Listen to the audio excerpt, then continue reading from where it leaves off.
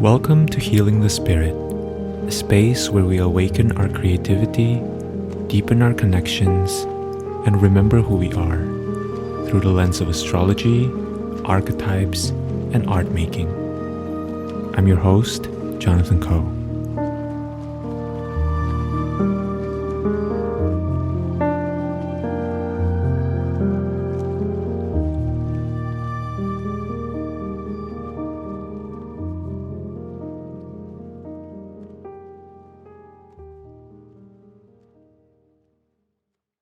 Hi, Verena. Thank you so much for being here.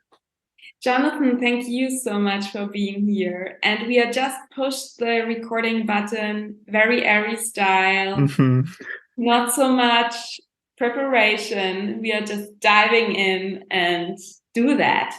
Yes, exactly. Right before we press record, though, we've had some really juicy conversation that I'm really excited to be weaving into this recording. So today we are going to talk about the nodes, the lunar nodes moving into Aries and Libra. It's been in Scorpio Taurus since, I believe, January 2022. Is that right? Mm-hmm. Yeah. And it's going to stay in Aries and Libra until January 2025, right? And so this is a significant transit, I would say. I really feel the shift on a very personal level, and I'm really excited to talk with you at the beginning tail or the beginning head. I'm like tail head in the beginning part of this transit and just kind of see, what comes through us. And, as always, I think of these times that we have together, Verena, as like opening the portal. There's something to me about talking about transits that really help situate me energetically on where I'm at. Where am I in the river of the cosmic energies, right? And, as we often say in a lot of our recordings together, this isn't really prediction necessarily, but these are some of the things we're thinking about. These are reflections of what Aries and Libra brings up for us. And so before we begin, I'm wondering if maybe you would want to introduce yourself a little bit. And for those of you who are listening who don't know Verena, Verena has been on my podcast for some time. And for those of you listening to Verena's YouTube channel, I've been on your channel a couple times. But just in case you're new, would you want to introduce yourself, Verena?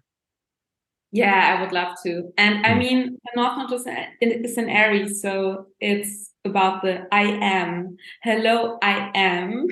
Correct. I'm Verena. I'm an evolutionary astrologer and an astrologer in evolution. I actually like this phrase. I also, my astrological work is based on evolutionary astrology, but I'm also adding in branches of other astrology branches. I also work with the akashic records, and for me, astrology is really the transits such as the lunar nodes are just a reflection of the energy that is in the field. And that is for me the power and magic of astrology, that you can actually see or read in the sky what you maybe on a subconscious level already feel and gain more clarity so that you can co-create and live in a more conscious way. And so I think astrology really helps us to deepen and widen and expand our consciousness. I live in Austria and I teach astrology. I give one-on-one astrology sessions. And I think that's it. This talk comes out on my YouTube channel and on Jonathan's podcast. So if you're here on my channel, if you just want to have the audio version, hop over to Jonathan's podcast. And if you want to see us and you are on Jonathan's podcast, then come to my YouTube channel. Yay. Thank you, Verena. That's such a beautiful introduction. I love what you said about how working with astrology can help us gain clarity for the energy we're already feeling. I definitely feel a lot of that in my own devotional practice with astrology as well.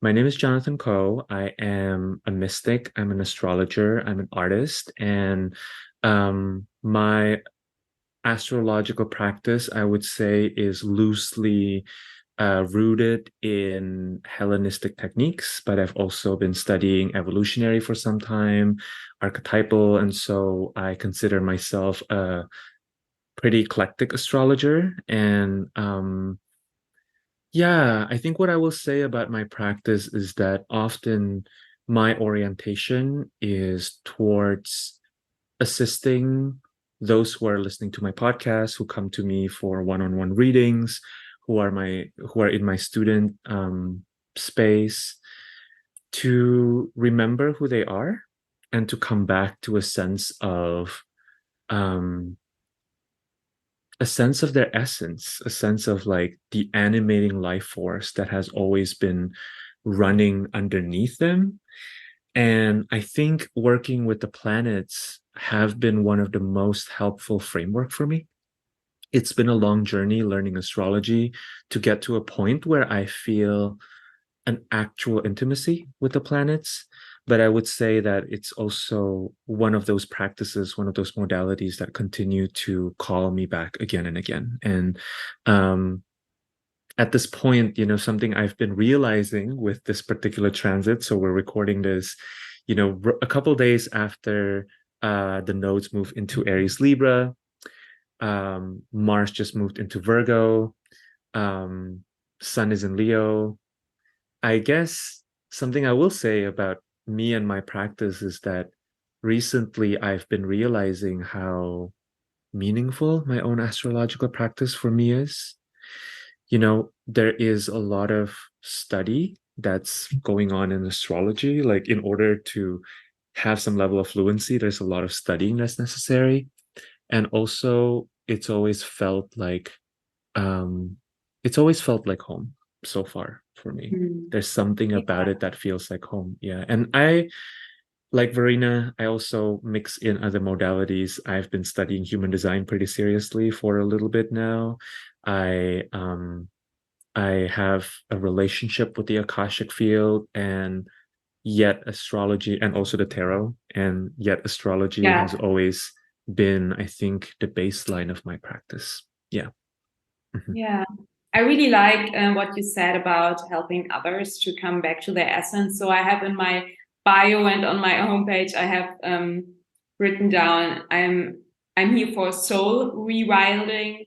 Mm. So I think astrology really helps us to come back to our soul self. So Yeah. that self, this is really our wild self before any conditioning. And yeah, I think that actually yeah, getting into this Aries topic, that there is something with Aries North Node too, to really come back to your spark, to your essence, to this true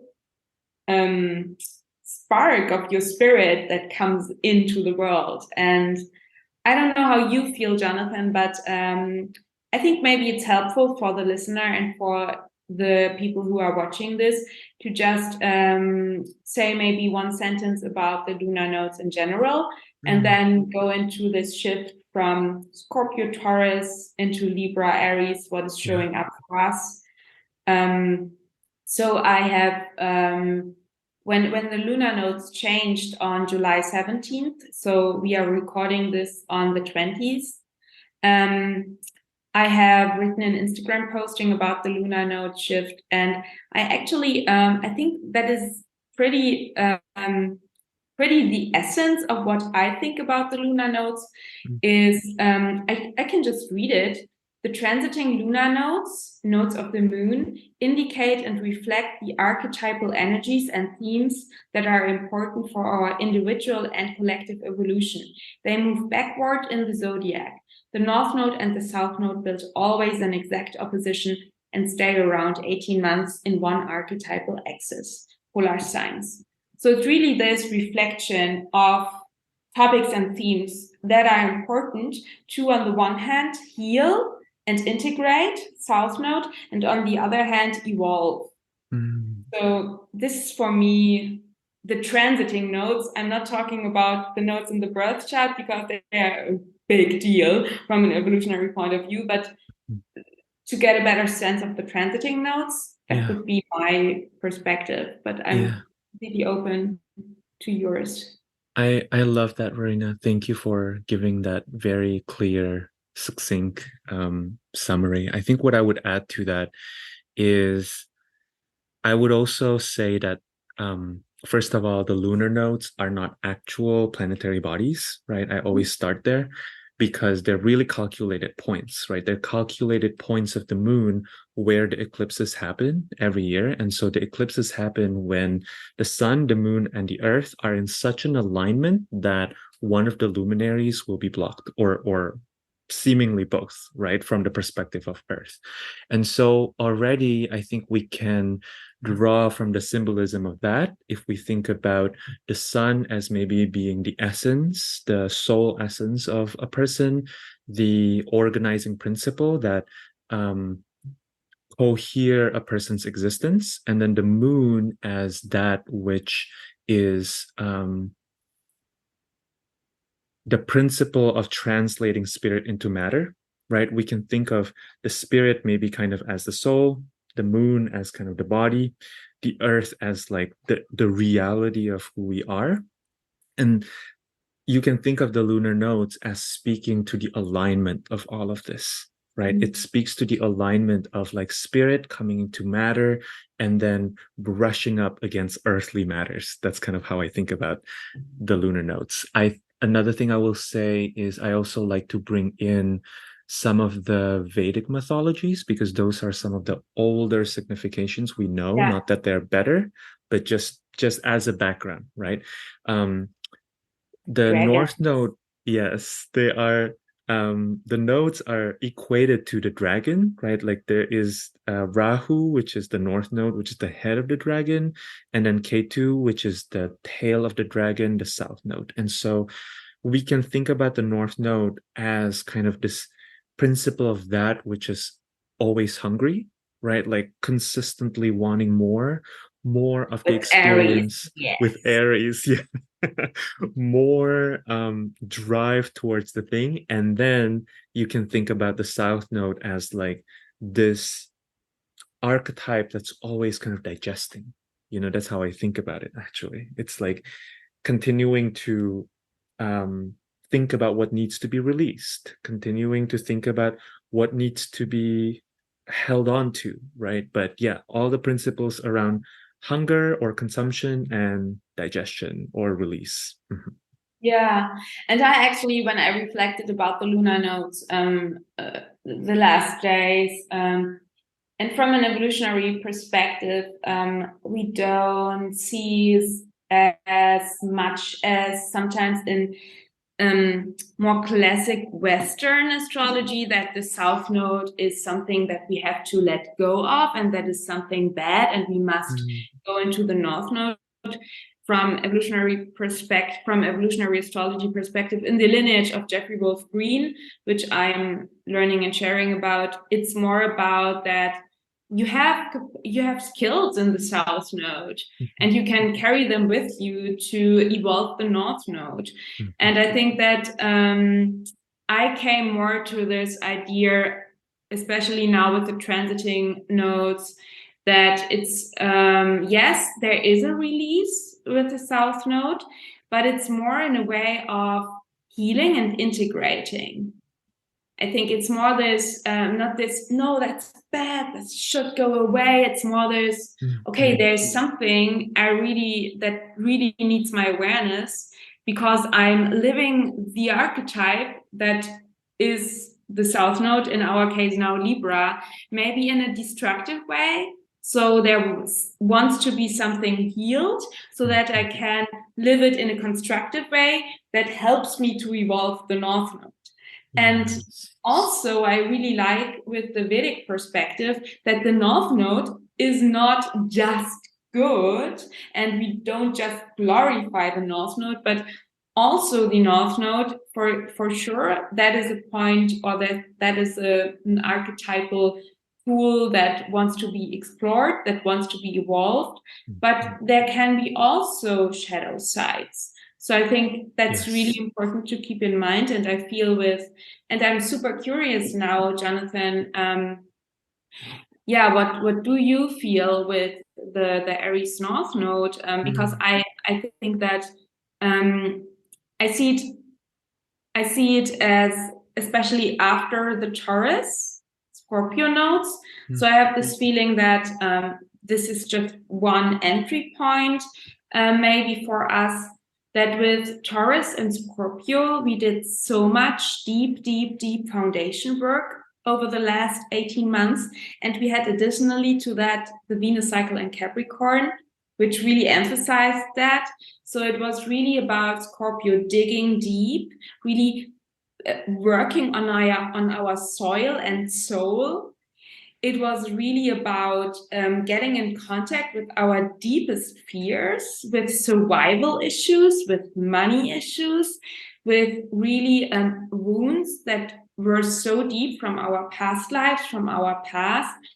And on the other hand, really feeling more and more Taurus North Node, what is really valuable for us, what is really important for us, what our heart desires, where we really want more stability in our life, where what is really important for us, and what means abundance for us, what means being fulfilled and rich for us personally. And I think now with the Aries North Node, so from Taurus into Aries, we can now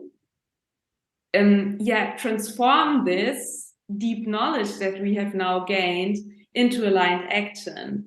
So for me, one very positive aspect of this Aries North Node, and I see it in my own life, I see it with clients, is that many clients of me say, now I know what is important for me, and now I have I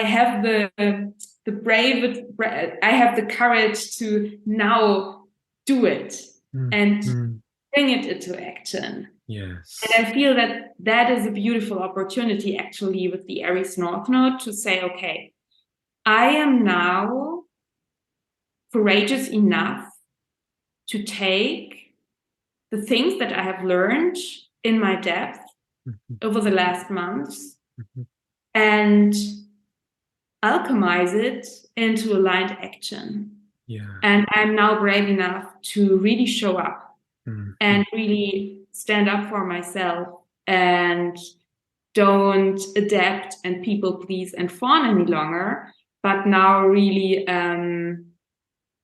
over the next 18 months, so we have enough time to learn this, to be more and more courageous and to be very honest with myself.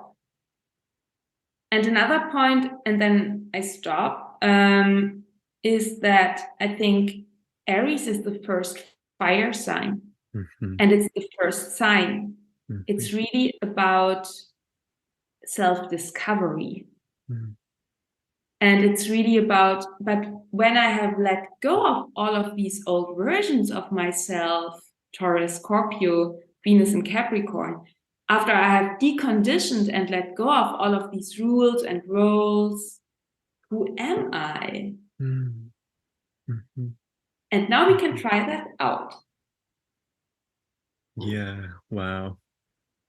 So beautiful, Verena. I'm just like taking it all in, drinking it in. I'm going to start with a tangent, actually. So, everything that you were sharing just now reminds me of how I've been working with astrology the past year in teaching astrology in one of my containers called Astrology as Praxis, where um, my students and my collaborator Britton and we've been kind of playing with this idea of the cosmic body and essentially thinking of all of astrology, right? All of the planets all of us included as like one giant body. And I want to go back to something that you were saying that kept echoing in my mind about how to think about the North Node and the South Node and thinking about the integration of the two, because I think that's such an important point. And it's reminding me of this idea that like we are all part of the cosmic body. We are the cosmic body and we are all part of this giant cosmic body. And so um I think you are bringing such an important reminder that all of these seeming polarities are actually, it's like when I think about my own body, right? And I'm like, let's say my shoulder is hurting, right? Most people would not think about cutting their shoulder just because their shoulders are hurting, right? Like you want to figure out how to work with the rest of the body that is maybe causing this tension, that is maybe causing this discomfort. And what, how can you maybe release some of this discomfort, right? How can you fortify other aspects in order to, um, you know, alleviate the pressure that is currently held in a particular part of the body. So I want to start there. And then I really love everything you're sharing about Taurus Scorpio moving into Aries Libra. And something I will bring into the conversation here is the fact that Taurus and Scorpio, um, at least in traditional astrology, are ruled by Mars Venus, and so Mm-hmm. is Aries Libra. And I think Yeah. it's really interesting thinking about how essentially, right, for about 36 months, then we are working with Mars and Venus themes. And I like to think about Mars and Venus themes as on an essential level, very different than, say, working with Jupiter Mercury theme or Sun and Moon theme, because there's something very visceral, there's something very, um, very much about working with the body, working with the lived experience, working with the personal range of our energetics when it comes to Mars and Venus. Mars and Venus are very specific, right? When we think about the sun and the moon, they're also specific, but there's kind of an ethereal quality to it. But when we think about Mars and Venus, it's the principle of relationality that is felt in the body, that is felt in the space, right? Um in the energetics, in the words, in the consequences of how we relate to one another. And so, often when we think about Venus, we think about the principle of attracting. And when we think about Mars, we think about the principle of separating. And so I think those themes we continue to work with. And it's interesting thinking about how the North Node was ruled by Venus. And then now the North Node is ruled by Mars, and there is, I think, something about working with that shift, right? Working with like, mm, maybe prioritizing or evolving towards the Venusian and then evolving towards the Martial. And Mm-hmm. also, what I would bring into the mix here too is for folks to be thinking about how Taurus, Scorpio are fixed signs, and then Aries, Libra are cardinal signs, right? So, what we may have been working with throughout Scorpio, Taurus, nodal axis situationship is we may have been working with really long-standing patterns of holding back, right? Of trauma, of things that are kind of stuck in the past, but also will continue to, some versions of it we will continue to be working on throughout our lives, right? There's something about the fixed signs that has to do with uh, the reality that we are in a body, and when we're in a body, we are never fully free, right? Quote unquote, we're never ever fully free. But I think with regards to the cardinal, the stories that are going to be coming up to the surface, the things that we will want to be doing, will have less to do with breaking up stale or stuck patterns and have more to do with what are some of the fears that we come into contact with when we want to show up or when we want to start things that we haven't really seen before. We haven't seen modeled. So, for example, in a lot of my client sessions, what I've seen a lot is people coming and saying, hey, I really want to live this financially abundant life. But I've never had parents, I've never been surrounded by people who had financial abundance who didn't do it in a way that's reckless and destructive to everybody around them.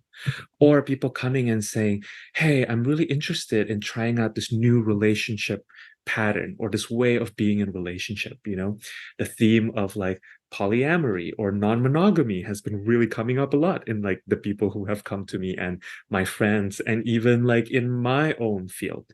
And the question here is, how do we chart new courses? How do we create new pathways when we know intellectually it's possible, but we haven't seen models of it out there, that are able to do it in a way that we perceive to be successful or we perceive to be gratifying. And I think specifically thinking about the North Node in Aries, I think one thing that I'm watching out for with regards to this period, right, is a feeling of isolation. I think Aries Mm. can really bring up a Mm. lot of isolation because Fucking lonely.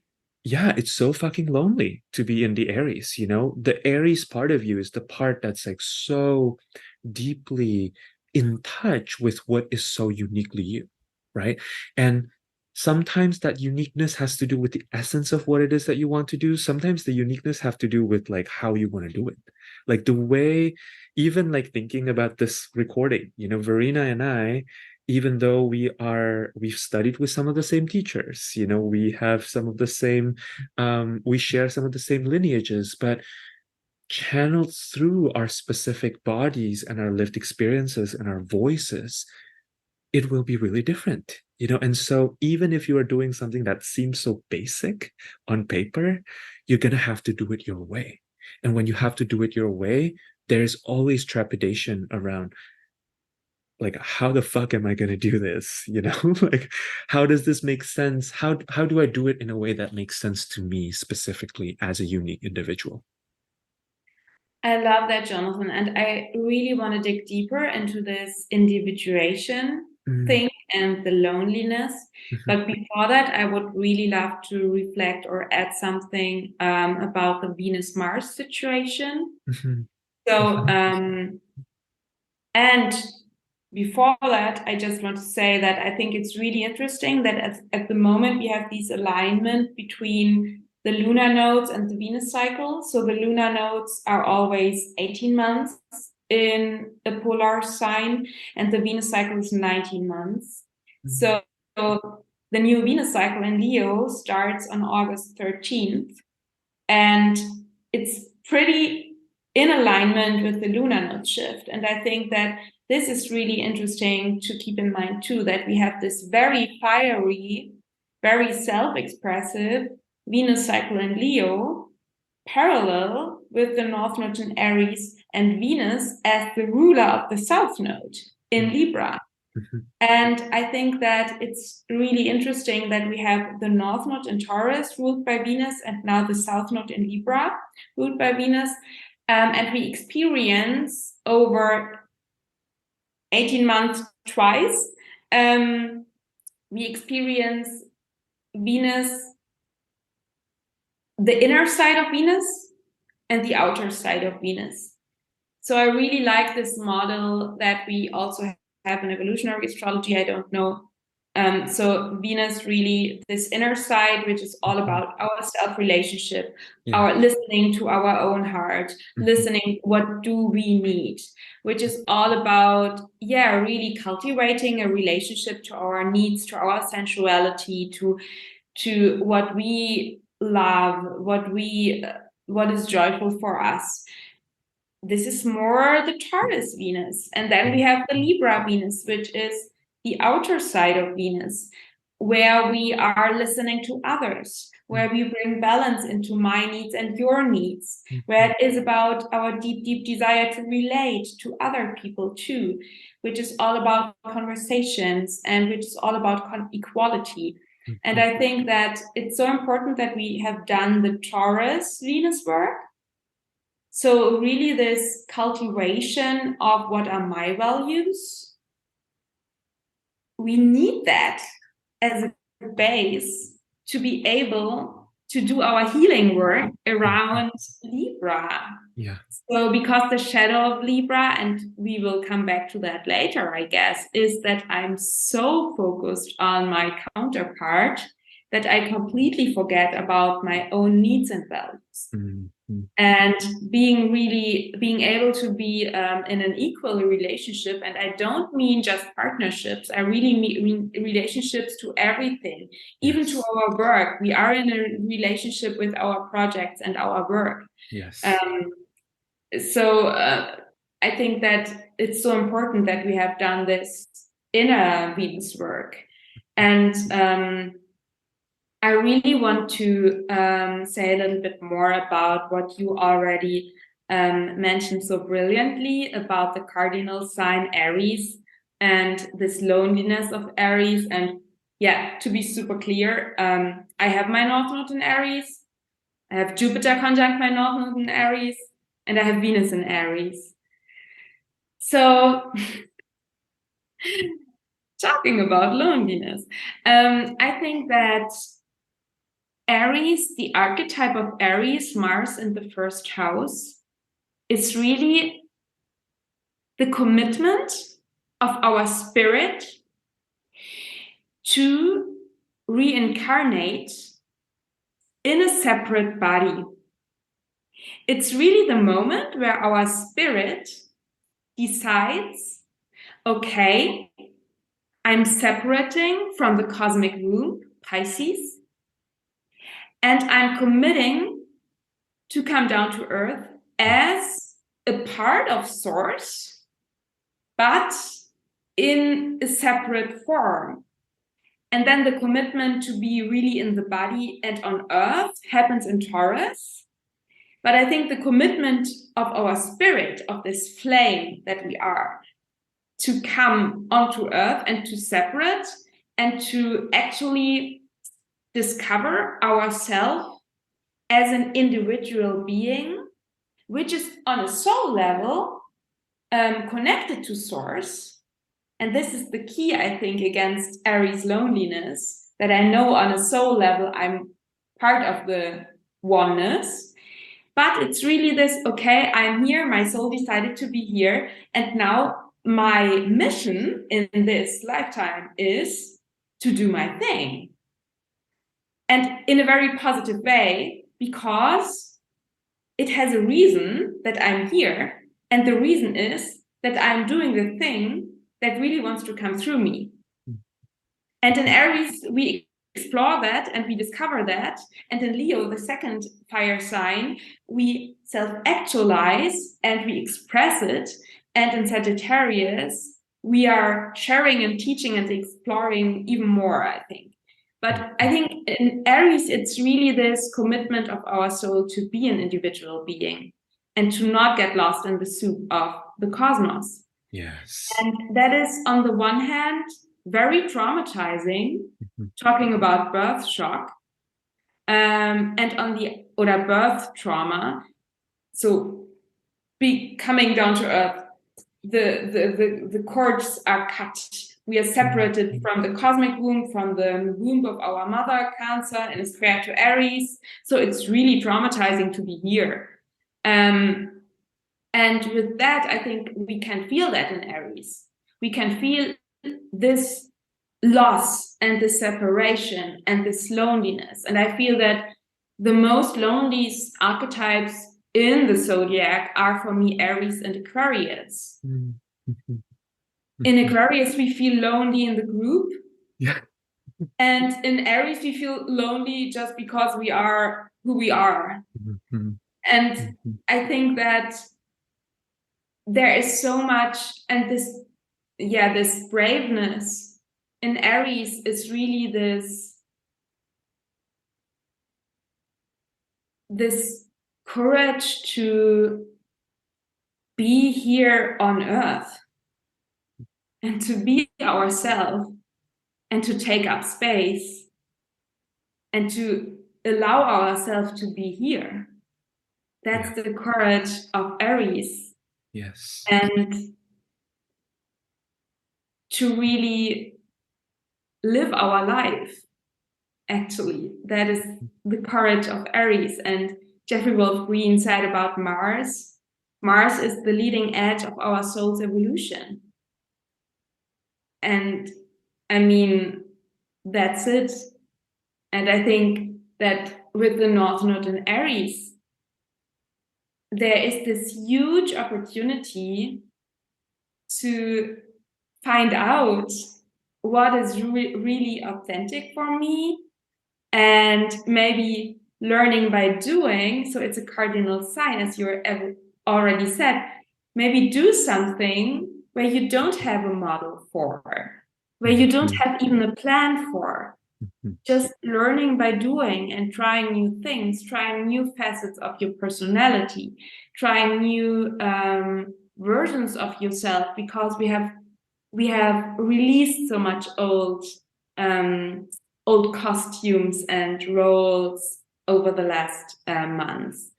And with that comes, it needs a lot of courage. And there is friction, and there is the fear of rejection. Chiron is in Aries. Will other people like me? Will they reject me?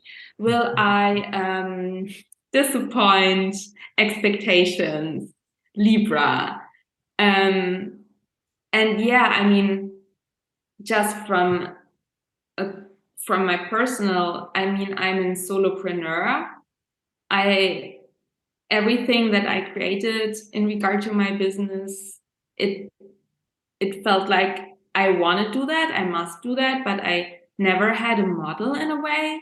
Mhm. And I'm learning to be mentored, and I'm learning to allow myself to get help now. But yeah, it's fucking scary to go out in the arena and do something new and be yourself. Yeah, yeah, exactly. Wow. Everything you said, Verena, 1,000%. Yes. Um, I think how I would want to respond to that is actually in talking a little bit about the South Node in Libra. Is that okay? Yeah, sure. I think what I've been holding space for within myself and in a lot of situations that feel like conflict. So, just a little bit of context right before we press record, Reina and I were talking about how, in my own relational fields, in different contexts that I've noticed that I have, um, I've come into a new spot in my spiral of healing that I am much more aware and in touch with and more able to communicate my unique perspective, which often is not the same as whatever the other person's saying, right? And in in me doing that, I'm noticing there's more to be worked on in my relational field because often it's so easy to just agree and amplify with whatever the other person is bringing in, right? But when you give yourself a little bit of extra space to actually think about whether you agree or not, oftentimes you disagree because, as Verena just said, you are a different person. You come from a different positionality, you have a different body, you have a different temperament, you have different sets of trauma and skills and gifts, right? And so what I'm noticing a lot is when we Aries, there's a lot of uncomfortable moments, right? It kind of puts you in a pinch a little bit because you're not just following along, things don't just flow, right? But you're kind of creating your own current too. And something that I've been thinking a lot about is this idea that, even thinking about the cosmic soup, right? The cosmic soup being the thing that where all of us are just one. I Mm. think on some level, there's some truth to that. But where I brush up against my own questionings about that idea is in my background, actually. So I studied classical music. And so I spent my 20s going to all of these orchestra concerts, right? And there's nothing more harmonious than a whole orchestra playing together. Mhm. But if you Yeah. actually zoom in and you look at the composition of the orchestra, they're made up of different instruments, right? Mm. Played by different people playing different parts, playing different notes at the same time. I can't remember the last time I went to a great orchestra concert where all the instruments were just playing one note. Mhm. And Yeah. so it's really fascinating to me that we often have this idea, and this is where I'm starting to bring in the Libra piece, right? That harmony needs to be sameness. This Hmm. is absolutely not true, right? If we look at music, literally harmony, the definition of harmony is when two or three different notes are played together, right? And within harmony itself, and this is just to get pretty technical with music terms, music theory terms, there's what we call consonance or dissonance, right? Yeah. And like notes played together can have a it can feel really good and they can feel like they're kind of playing with one another in a harmonious way, or they can be disharmonious, right? But the reality is that harmony as a larger concept itself necessitates difference. There would be no harmony without difference. There would just be unison. There would just be sameness. And I think for a lot of our history as humans, we've been taught that sameness is the foundation for safety. Mhm. But this is not necessarily true, right? Um, we can think about, you know, for example, I want to use a pretty neutral example, which is our digestive system. If we continue to eat the same thing every The single Virgo day, rising brings in the digestion all the time. I Sorry. know, I know, I love it, Jonathan. I know. But, like for example, if you want to be healthy, you can't just eat vanilla ice cream. You can't, right? That actually does not is not the most conducive for your digestive system. It doesn't create or uh, necessitate or facilitate harmony within your body. Love that. Yeah, Yeah. you can't just eat food that have the same temperature. You can't just eat food that have the same flavor. You can't just eat food that have the same color, right? You have to have a balance of things. And I think this is where Libra can really bring in a lesson for us because we've somehow confused in our human relating world, right? We've somehow confused being the same as that being safe or being good. But in reality, I think what we can learn from Libra, and I use the metaphor also of the seasons in the northern hemisphere, right? If you think about the start of fall, which is the season often associated in the northern hemisphere with Libra, you see dead leaves and very green leaves kind of side by Mhm. side, right? So you see death and you see peak aliveness all at the same time. And so I think harmony is created through deep respect. Harmony is energetics. Harmony is not rules, right? It's not about we have to agree on the surface level, but harmony is about me understanding that our difference is rooted in the fact that we experience life differently as different humans. And so, from that perspective, I may not understand everything that all of your stances or all of your opinions or your preferences, Verena, but I can appreciate that we are humans and we Yeah. live on this earth and we share some of the same resources. And so, how can I find true respect from difference? And I think Yeah. when you are able to make space for that, that's when harmony actually begins, right? Harmony begins by making more space for different perspectives.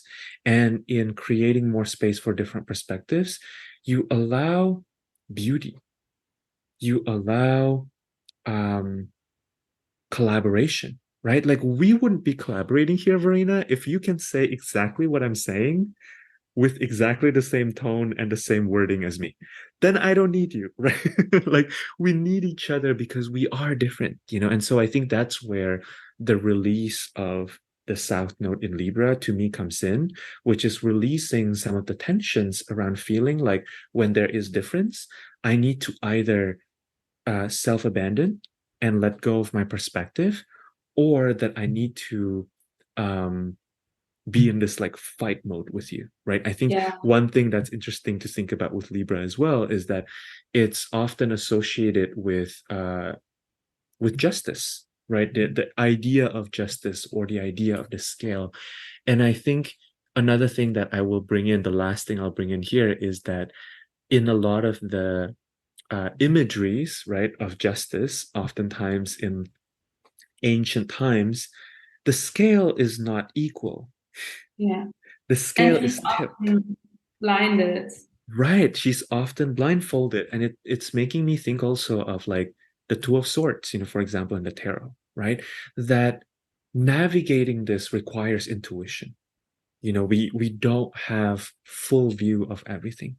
So how can we be aware and really own to the fact that we don't have access to all of the different perspectives, no matter how open we are or how wise we are, right? And so really making space, for a little bit of grace to come in, right? A little bit of graciousness to come in. Mhm. Oh wow, Jonathan, I love that so strongly. And I've it really resonates, and I just want to add some points. I think that, and I reflected about that a lot when I prepared my presentation for a workshop about Pallas Athena, that is part of the Goddess series that I'm giving with Martha Halter Heinz, Conversations with the Goddesses. And Pallas Athena is actually traveling with Mars through Virgo. So she's super strong at the moment during the time that the nodes are shifting. And I think Pallas Athena can teach us so much that sometimes to create peace, we need conflict. Mm. And Mhm. I think it's really this, maybe with Libra, reframing our ideas around controversy or conflict and really seeing it more like an opportunity to create peace and to create harmony that goes beyond a superficial idea of everything is fine, everything looks good, everything is shiny. So, because I think this is shadow Libra, so don't want to work out the conflicts. And I think we can learn to neither be in constant fight mode, which is a trauma reaction, nor be in complete fawn and fawning, which is also a trauma reaction, but really be in a very self-responsible, self-aware conversation with each other, where all of our Aries selves can sit together and do the Libra conversations, Mm. and maybe through this widen our horizon and bring a new level of consciousness onto the world and in all of our spaces. And I think with Libra, we often think that Libra, when we think Libra, balance, in Libra, we often have to experience the extremes Mm. to come into the balance. I mean, Yeah. Libra is the sign that stands for the opposition, Mhm. even for the astrological aspect Yeah. of the opposition. And it means that it's the opposition which builds the full moon too. So it's really seeing the other side, having a wider perspective, being more objective, seeing my point of view and seeing your point of view. And I think I have the feeling that, especially because with the Northern Aries, I see this opportunity about the discovery of ourselves in a new way. I think with the Libra South Node, we can really to heal our binary or dual thinking and Mhm. really learn to sit with the both end Yes. inside of us and inside the world. Mhm. Mhm. And neither and sit with the both ends without losing what is authentic for us. Yes. Yes. And that's a very, very fine line. Absolutely. And here's, I think, where the line is, Verena. And this is something that came to me like just as you were speaking. Depending on where you are in that journey, I think a lot of us who are, I'm just going to imagine that a lot of people who listen to our conversation here have been exposed to this idea of thinking beyond the binary, right? Like thinking the both and rather than the either or. So I want to challenge us to go a step further than just holding the both and. I think that in order to truly, not just intellectually, but with our whole body and our whole system, really be able to hold the binary, you need to sit with the part of you that's deeply uncomfortable with the perspective of the other person that you don't actually agree with. Mm. Because even if we hold a both and, right, it is always, almost always the case that we are not totally equal with regards to how we feel about the two sides, right? Um, it's like we can take the astrological world as a little microcosm of this, and I think both of us can maybe speak to this in a way that is, yeah, I mean, even just thinking about us, we're both um, astrologers. We practice maybe slightly different flavors of astrology, slightly different traditions. But I think that, thinking about how even in this conversation, we are holding the both end, right? We're holding the evolutionary astrology perspective. We're talking about traditional rulership. But I think in order for us to be truly in harmony with that tension, I have to sit with the part of myself that maybe has some discomfort about modern branches of astrology. You have to sit with the part of yourself that have some discomfort with the more ancient parts of astrology, right? And I think in sitting with the part of us that's uncomfortable with the other perspective, that's how we can truly hold space for that perspective. Because what I often see is a lot of people who are listening to us right now, and a lot of people who are interested in astrology are extremely intelligent people. We can intellectually hold it. That's not the problem, right?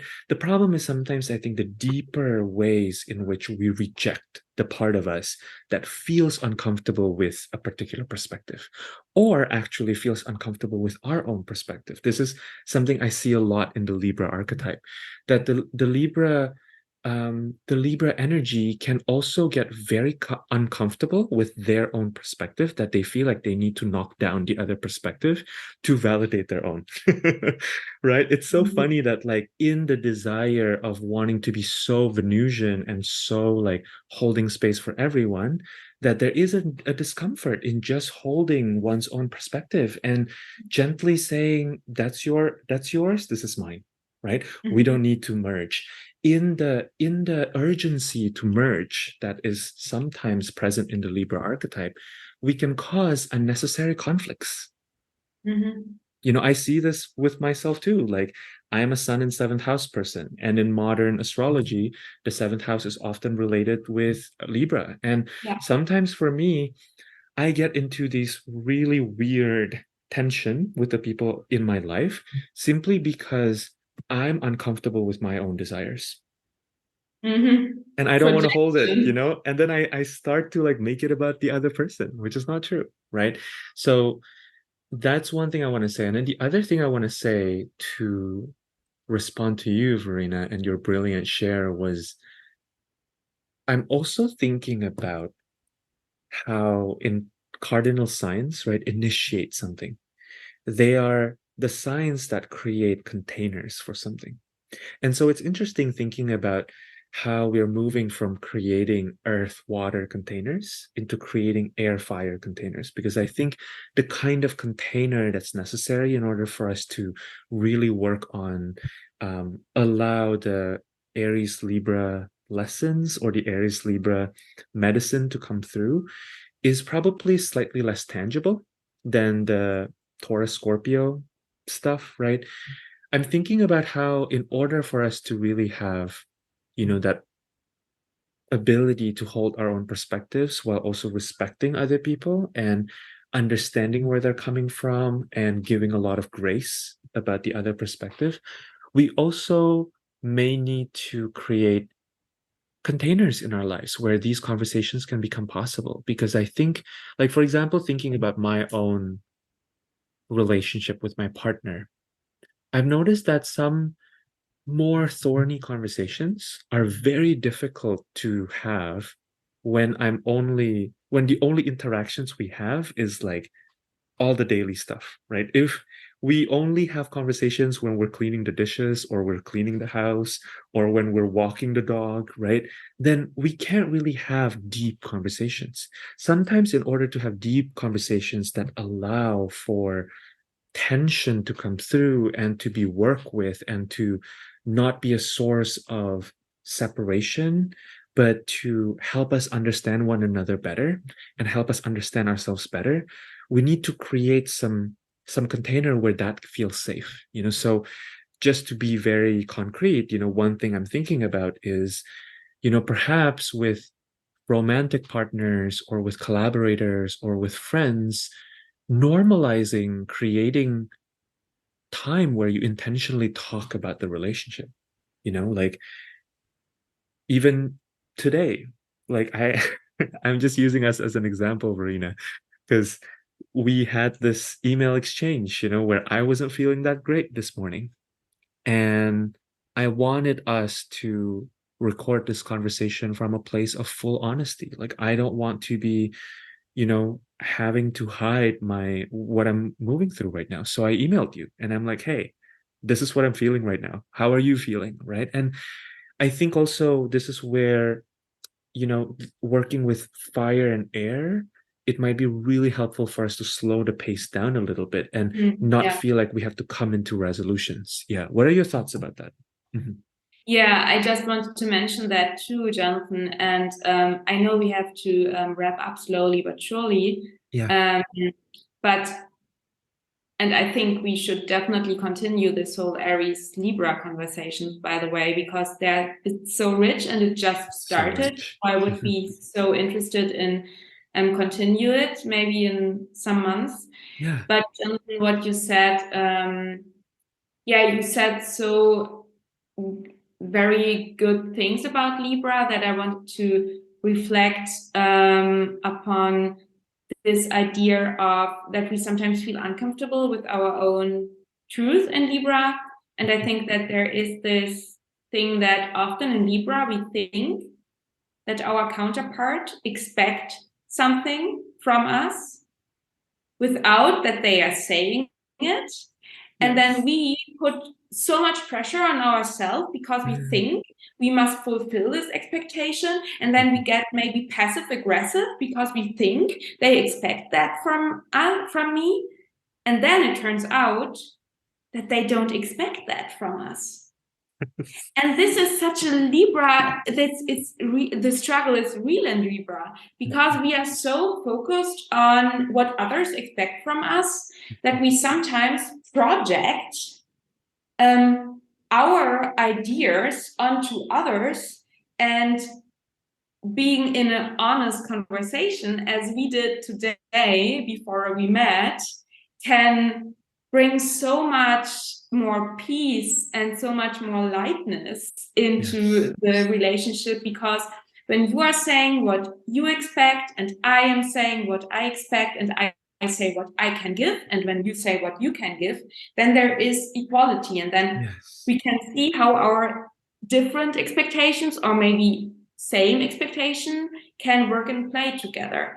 So this is, I think, something that can be really emphasized over the next months, to really start having the honest conversations about expectations, Yes. about our true will and our true needs, Aries. So really putting the Aries, I want, I need, I will, into the Libra conversation, to really get clear about unspoken expectations that are maybe just in your head, and nobody wants you to do that actually, and you don't have to put so much pressure on you. Yeah. So I think this is really important. And one other thing Mm, in regard to the pace. And this is really something that is, and maybe that is worth another conversation, because what I see personally as a huge, um, as a thing with the North Node in Aries, especially after we had this time with Jupiter in Aries, is that I think one challenge with Aries is restlessness, Mm, is really being in a constant fight and flight trauma reaction, this feeling of that life is a war zone, and really this feeling of there is a little bit fear of missing out mhm. sometimes Yeah, too, yeah. this feeling of, oh wow. For me personally, there are two versions. The one version is, wow, I'm so lit up, I'm so inspired, I want to do all the things, and I'm overriding my capacities completely, and I'm forgetting that I'm having a body, and then I'm burning out. Happened.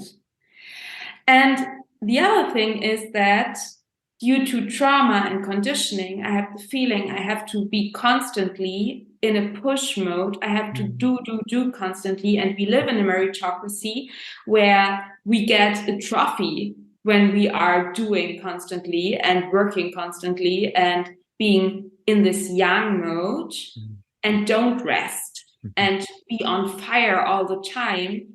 And then we also override our capacity and really, burn out. So I think there is this really being aware in Aries when I'm crossing my Taurus boundaries. And I really hope that Jupiter in Taurus reflects an energy that might help us with that process, because I think that it is really about, in Aries, it's really about um, knowing what your boundaries are and being mm, very careful with them. mhm, Sometimes maybe a little bit pushing them, that can be healthy, especially when you are more the earthy type that is more lean back. And some Aries fire is good by really being very aware with your resources and tending your flame mm, and nurturing your flame and becoming very aware that when you are so inspired, um, maybe you don't have to do it all the things at once. And maybe it even becomes more fruitful if you slow down a little bit. mm. And on the other hand, if you have the feeling that you are just worthy when you're doing all the time, I think then, yeah, I mean, I can just speak for myself, but I think there is a lot of healing work that we can do with these conditioning that are often coming from our society, from our upbringing, I agree. from our ancestry. Mhm, Yeah, where we use our own body like a working machine and mm, constantly push harder. Yeah. mhm, mhm. I'm also feeling that in the Jupiter in Taurus as well, because we will have Jupiter in Taurus for a lot of, at least until mid next year, with this overlapping with this particular transit. Yeah. Yeah. Um, yeah, I think I will say too, maybe one final thing that I will share here. I have a couple things actually. Number one is I think really considering the possibility that true connection can only come from honesty, because when we're not honest with ourselves and with others, we are not showing up as ourselves. So who knows what the other person is connecting to, but it's not the real you, right? And this is a hard lesson for me to learn as someone who's very mutable, because there's many different versions of myself, which is part of me Yeah. honoring my reality and my truth as well. But I think what I've noticed is when I give people a chance, and especially this is in relation to what you were saying earlier, Verena, about projection and about expectations, right? When I act from the space of thinking or assuming that the person that I'm in a relationship with whether that's friendship or collaboration or romantic relationship or family, if I think that the person I'm relating to is expecting something and I haven't fully verified that with them, and I just kind of go along with that assumption, then I'm building something on shaky foundations, right? Because I'm only using their foundation in order to build the relationship, but I'm not also adding my own foundation, right? And I think it might be interesting to think about what have we learned from Scorpio Taurus, right? I think about creating foundations as maybe much more Scorpio Taurus than Aries Libra. This is debatable, Yeah. but um, but I think what have we learned about creating foundations from the Scorpio Taurus that we can bring into this Aries Libra nodal axis, right? And how can we maybe spend a little bit extra time creating the right foundation before starting to build on things, right? Before starting to build the relationship, before starting to build the project, before starting to build the friendship.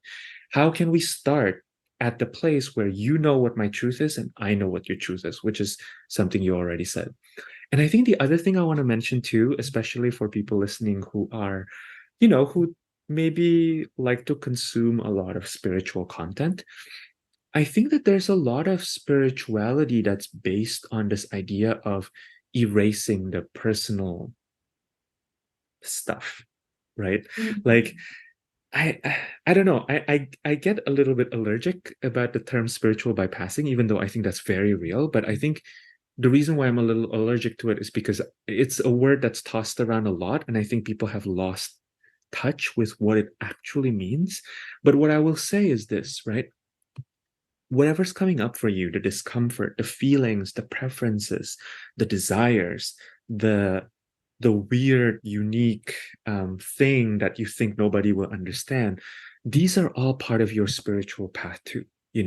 It's not separate. And I think when I look back at my own spiritual journey, for example, there was a lot of time when I feel like I need to erase my own preferences in order to be spiritual, right? That, oh, if I get angry, I'm not spiritual. If I get pissed at someone or I get really activated, that's not spiritual. But I think Libra and Aries nodal shift, right, is actually inviting us to really deeply look at that, to really work on that. And rather than pushing it away and pretending it doesn't exist, embracing that and letting that be part of your spiritual journey, part of your spiritual path, rather than thinking that you have to get rid of it. I love that, Jonathan. I just can emphasize that. And one thing that I really wanted to mention with this foundation and the stable ground, like you said, I think it is no coincidence that while the nodes shifted, we have not only Jupiter and Taurus, but we also have Pluto retrograde again in Capricorn in an exact square to the lunar nodes. So in the last week of July, so the first exact square will be this Sunday, 23rd. And then we have 3 exact squares in the last week of July. And I think this reflects how important it is to really check and double check if our foundation is stable and if there is some unfinished business. And when I created my Venus cycle and Leo workshop, which is available, maybe we can talk about that in a second. I said that with the Venus cycle in Capricorn, and I now say additionally to the lunar nodes in Scorpio and Taurus, we really created the foundation so that we can now play on a stable ground. Mm-hmm. And I think especially now in the time, so in summer 2023, so the lunar nodes has just shifted. Pluto is in Capricorn. The Venus in Capricorn cycle ends, the new cycle starts. I think it's very much a phase. This summer and late summer is really much a phase of, okay, really checking what do I need. And Saturn is still retrograde, so restructuring. What structures do I really need? Is my foundation stable? Do I have a ground? Do I have a fundament so that I can create and discover and play with some security? So not throwing everything away, but really giving our Aries self and our Venus and Leo self, a foundation and clear structures. And I feel and I see it, so many of us have really worked so hard over the last months, and I mean really the soul work. So really this, facing your fears, digging deep, and really clarifying your own ground. And I think this is so important to keep in mind and heart and our soul when we go into the Aries energy, because that helps us to not get completely head over heel into something that is actually not sustainable in a way. Yeah, exactly. That's such a beautiful reminder. Thank you, Verena. Thank you, Jonathan. I'm curious if you want to share a little bit about any offers you have currently as we're wrapping this up, where folks can find you or maybe get readings from you. Yeah, all of the things. Thank you so much, Jonathan, for asking. So you can find me on my website, verenaborell.com, and there you find all of my offerings. And you can also follow me on Instagram. I'm very active on Instagram, and in my Instagram stories, I share almost daily energy updates. And you can get on my newsletter list. So I put a lot of devotion and love into my newsletters, which is a very good way to stay in contact with me, to get free astrology and energy updates, but also updates around my offerings. And you can book one-on-one evolutionary astrology sessions with me in English or German language. And I have some current offerings in English language. So I just gave this Venus cycle in Leo workshop. I gave it in English language and in German language.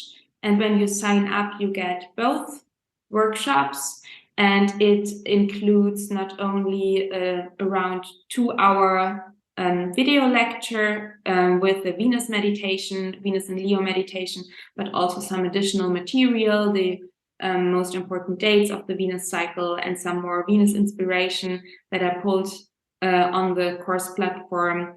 And my other offering, which I'm really excited about, which is really Aries for me, is that I am wanting to hold a course in English language this autumn. So it's not yet, I'm not yet sure when it will start, but I think it will be around 2 months. And the title of the course is Transits for Evolution. And it's really for people who want to look at the transits from a very expansive perspective, and really dive into working with transits to see the highest potential of them.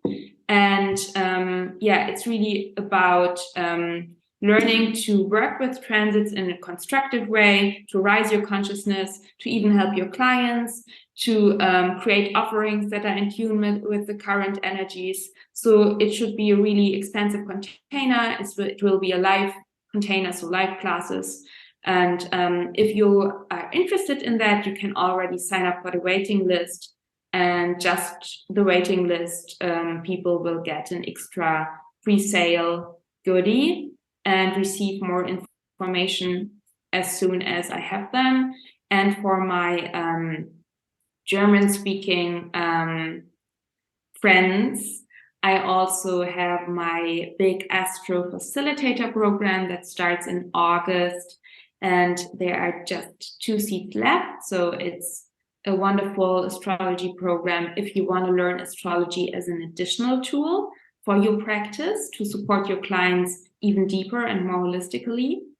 And I have an all-time favorite video course, my Astro Spaceholder Starter course, which gives you the basic knowledge of astrology so that you can create offerings, courses, circles, ceremonies in tune with astrology.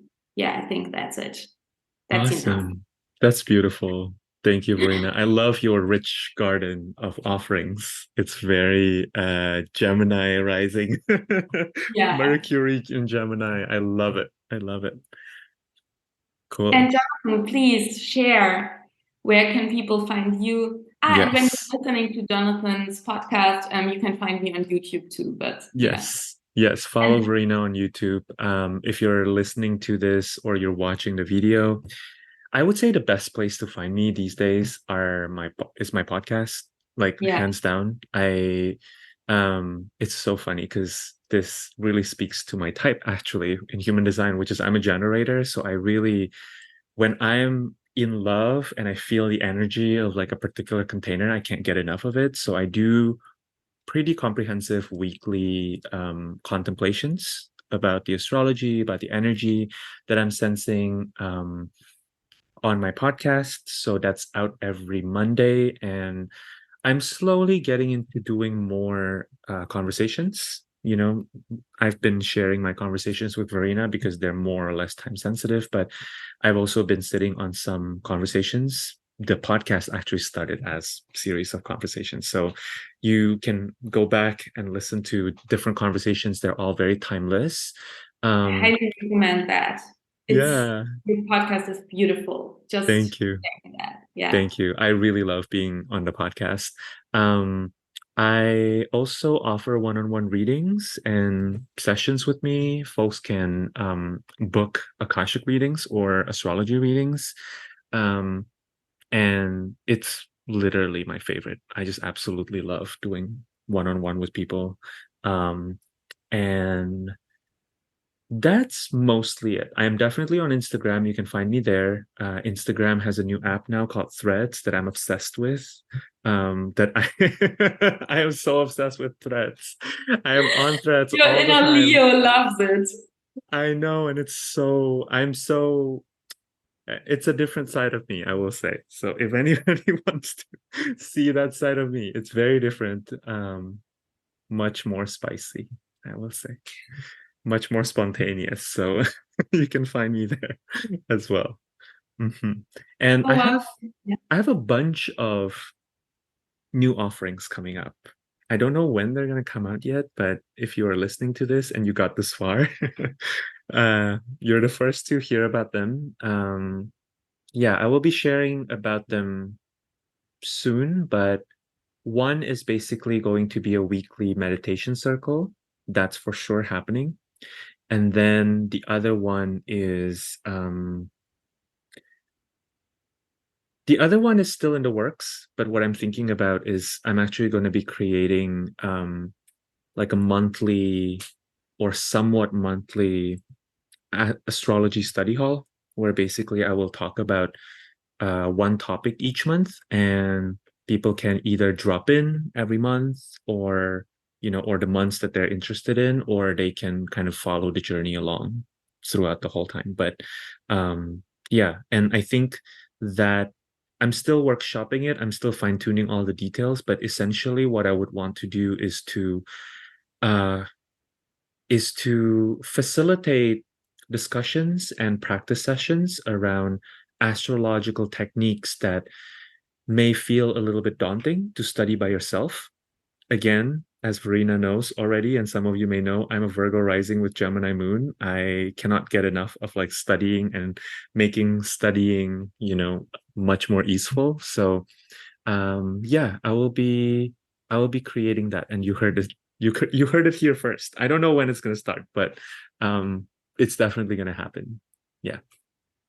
I love that, Jonathan. And I just have to add one thing, because talking about Libra, Mhm.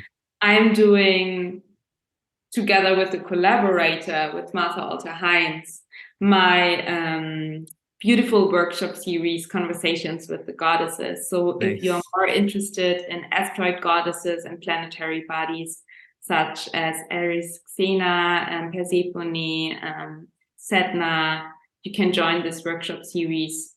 at any time you want. So I just wanted to, because it's so funny, we're talking about Aries and I'm just talking about the things that I'm doing, and I'm completely forgetting about my beautiful collaboration with Martha. So I had to put that out. And I'm having a podcast in German language too. So Nice. if you understand German, then my podcast might be interesting.